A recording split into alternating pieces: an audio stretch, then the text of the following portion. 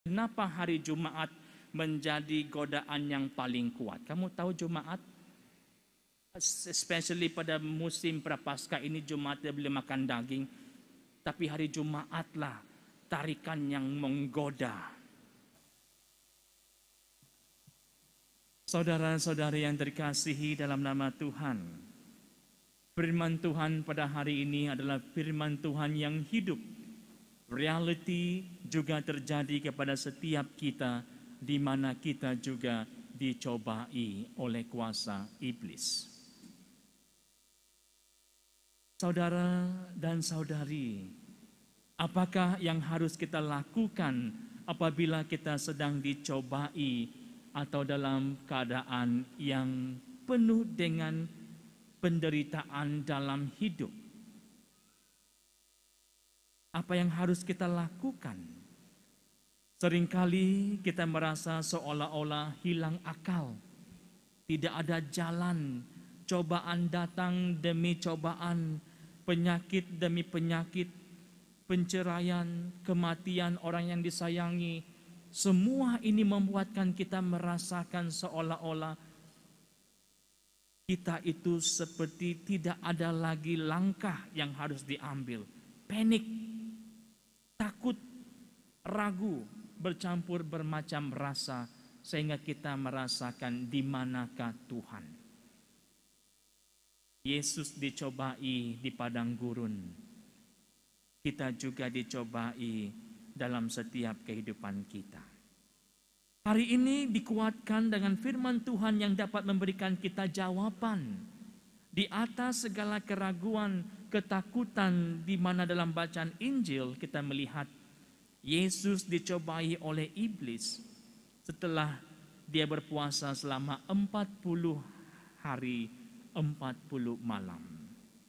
Bayangkan saja di padang gurun yang gersang, kelaparan, kehausan, maka datanglah iblis mau mencobai Yesus. Iblis tahu bila mana keadaan itu lemah, ataupun setiap keadaan kita lemah, dia akan datang untuk mau menawarkan iklan-iklan yang ada terpapar di sekitar kita. Sama seperti Yesus, dia dicobai dalam keadaan yang sudah lapar 40 hari 40 malam, tidak makan dan minum, lemah, tenaga pun kurang. Lalu si iblis datang mengatakan, kalau kamu anak Tuhan, jadikan batu ini menjadi roti. Tapi Yesus dengan keadaan yang tenang, dengan keadaan yang penuh dengan masih kekuatannya, tetap mengatakan bahawasanya telah tertulis, telah tersurat, manusia hidup bukan hanya kepada roti, tetapi juga dengan setiap firman yang keluar daripada mulut Allah. Bayangkan kalau kita di saat itu, bayangkan kita dalam keadaan kita pada masa ini yang seringkali mengalami bermacam-macam godaan. Baru saja kita putus cinta, sudah mau bunuh diri. Baru saja kita gagal SPM, ataupun gagal dalam setiap apa-apa interview, ataupun yang kita ingin lakukan dalam kehidupan, penuh dengan kegagalan, jawaban paling tepat, bunuh diri. Itu yang seringkali keluar di mulut setiap manusia. Mereka lupa untuk mau berdoa. Kita lihat bagaimana Yesus di Taman Getsemani, ketika dia mengalami cobaan yang begitu kuat, apa yang dia lakukan? Dia tidak minum racun, dia tidak pergi naik klub malam minum bir sampai mabuk, tapi dia pergi berdoa. Dia berdoa menyerahkan segalanya kepada Tuhan agar dia itu dikuatkan. Kita juga dipanggil dalam saat-saat kita mengalami pencobaan hidup, Tuhan telah memberi petunjuk kepada kita supaya berdoa. Berdoa kepadanya agar kita itu mampu dikuatkan. Kita melihat lagi bagaimana Yesus yang telah dikatakan, kalau kamu benar-benar anak Tuhan, terjunlah daripada bangunan ini ataupun gunung ini, maka malaikat akan menyambutmu. Bayangkan kita, kalau setan datang mengatakan, oh kau putus cinta kak, bagus kau pergi terjun di salah satu bangunan paling tinggi di Kucing. Jangan susah, kau anak Tuhan, kau akan diselamatkan oleh malaikat Tuhan. Bisikan kuasa-kuasa kejahatan itu akan sentiasa mengganggu dalam diri kita. Kalau kita tidak kuat, kita akan terjun. Kita akan ikut segala apa yang diperkatakan oleh iblis yang begitu licik ini.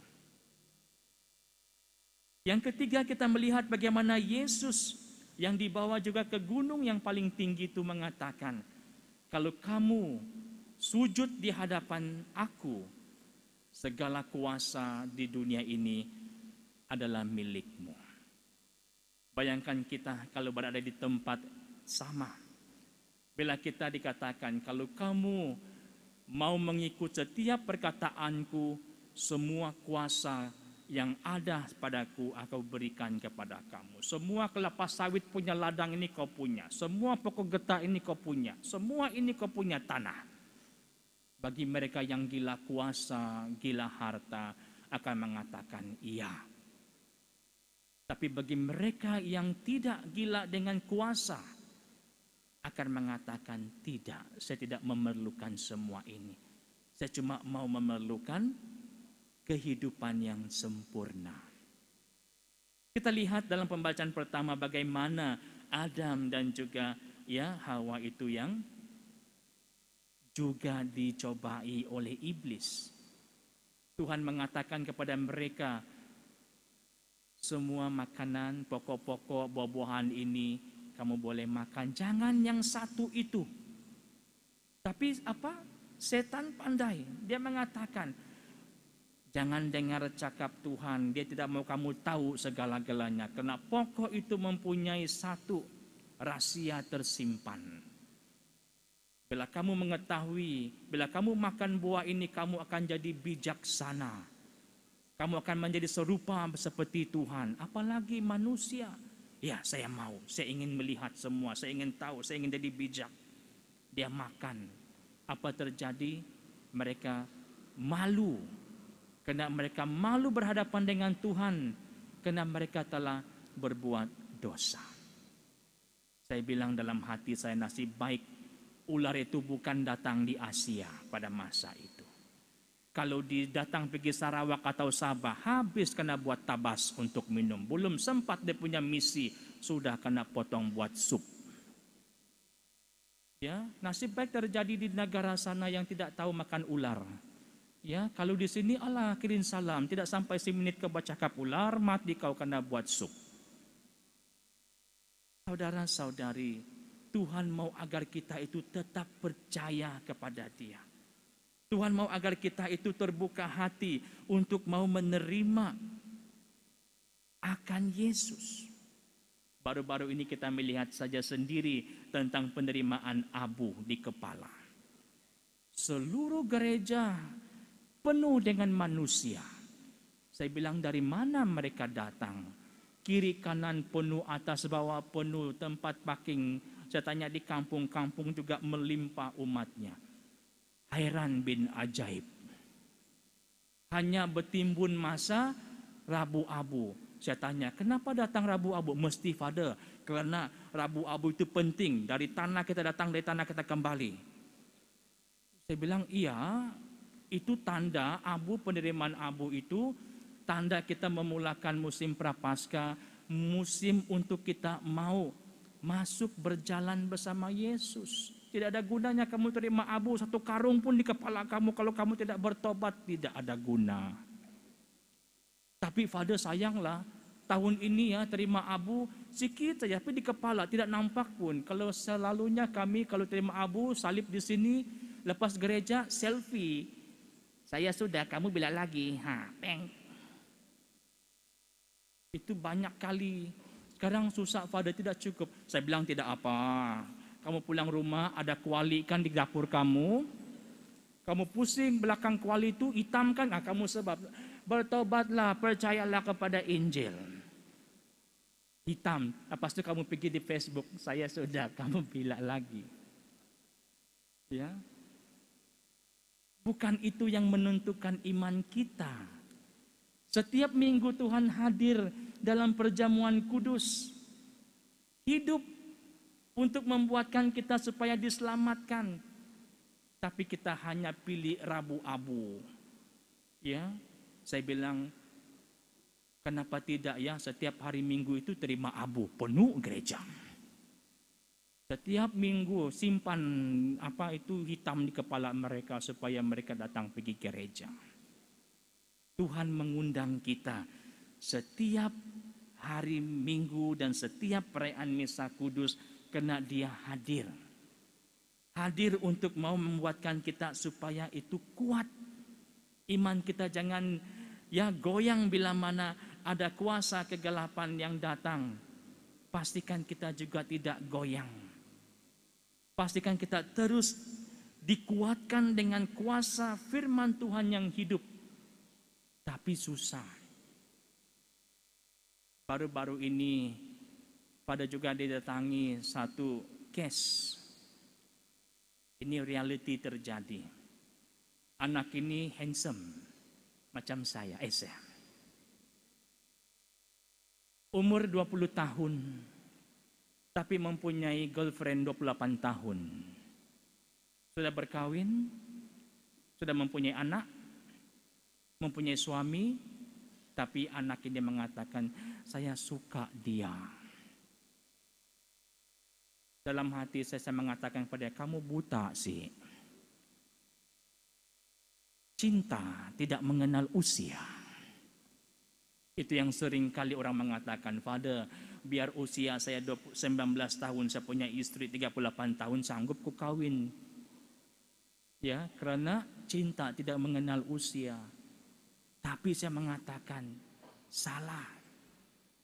Sebab wanita ini sudah mempunyai suami, mempunyai anak. Kamu yang baru usia 20 tahun itu, kenapa sudah kehabisan perempuankah di Sarawak? Tidak, Father, dia hebat, dia lain daripada yang lain. Buka mata. 20 tahun usia Anda, masih banyak lagi yang harus kamu lakukan. Banyak lagi yang kamu akan jumpa. Mungkin umur kamu 21 tahun. Mana tahu kau jumpa penyanyi terkenal itu. Siapa nama penyanyi, saya pun lupa. Ada banyak lagi wanita-wanita yang akan kamu temui. Tetapi setan, dia menggunakan semua ini mengkaburi setiap mata. Sehingga kita tidak pandai berpikir lagi. Sama seperti anak-anak kita. Disuruh belajar. Bila belajar, malaslah main game. Main game sampai pagi, sampai jadi buta. Baru menyesal. Tak nampak sudah, siapa suruh main game sampai pagi. Sama juga kita disuruh sembahyang rosary. Godaan setan akan datang. Baru mau start rosary. Tiba-tiba telepon, jom kita mejeng dulu. Lama tidak minum Camel, jom. Baru mau start misteri pertama. Oke, nanti saya sambunglah selepas saya keluar. Bila dia sudah keluar pulang sudah 4 kaki. Nantilah sembahyang besok lagi saya sembahyang. Lupa. Ada lagi baru-baru mau pergi sembahyang. Sudah cun depan gereja, gate. Tiba-tiba kawan dia bilang, geng, mana kau geng? Kau lupa kah hari ini ada birthday ba? Saya tunggu kau di kedai. Oke, saya datang. Berpikir, mau masuk gate, keluar gate. Masuk gate. Tapi yang penting, haus dulu. Kadang-kadang saya berpikir, kenapa hari Jumat menjadi godaan yang paling kuat? Kamu tahu Jumat? Especially pada musim Prapaskah ini Jumat dia boleh makan daging. Tapi hari Jumatlah tarikan yang menggoda. Bila kamu pergi kedai kopi hari Jumat, kamu sudah berjanji, musim Prapaskah, setelah terima abu, dari abu kamu datang daripada tanah kamu kembali. Saya tidak akan makan daging 4 minggu. Sampai di kedai kopi, siapa memanggil kamu si daging, makan saya, makan.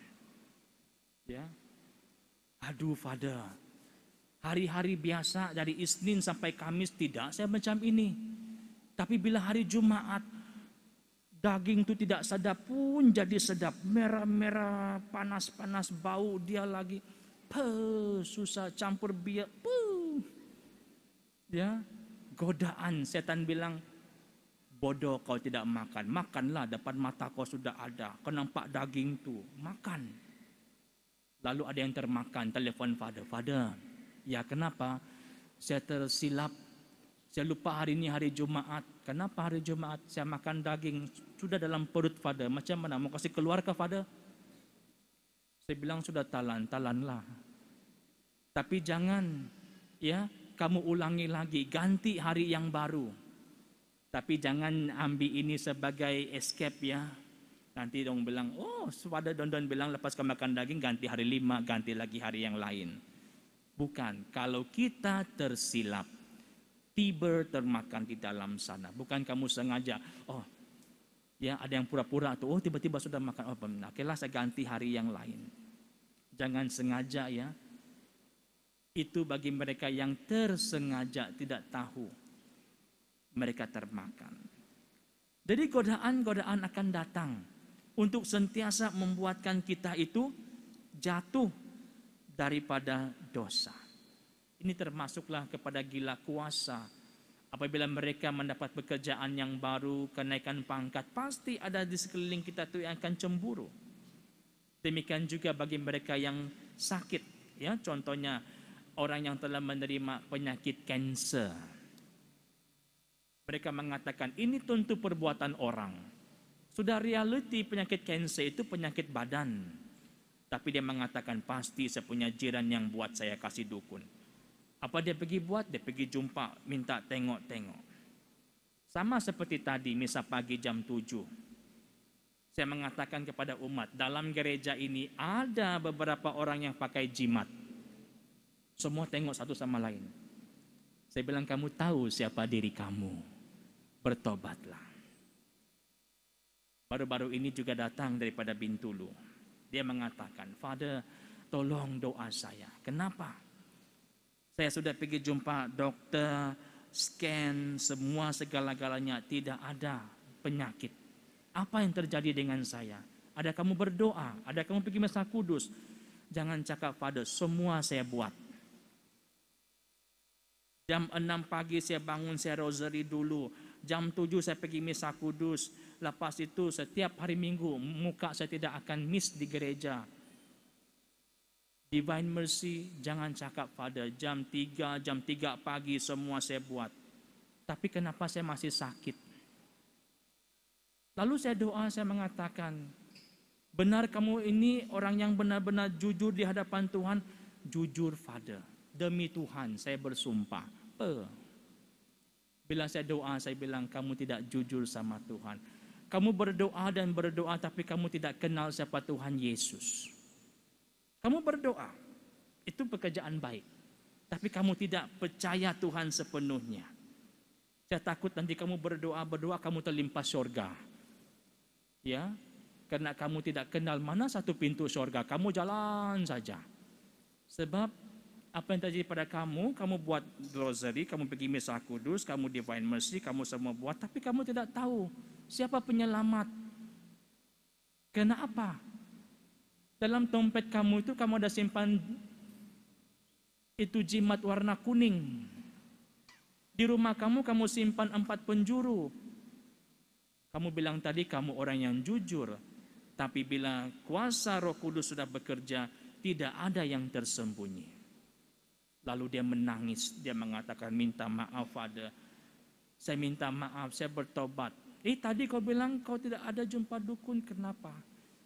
Saya tidak tahu yang Father boleh nampak-nampak. Saya bilang bukan saya, itu kuasa Tuhan.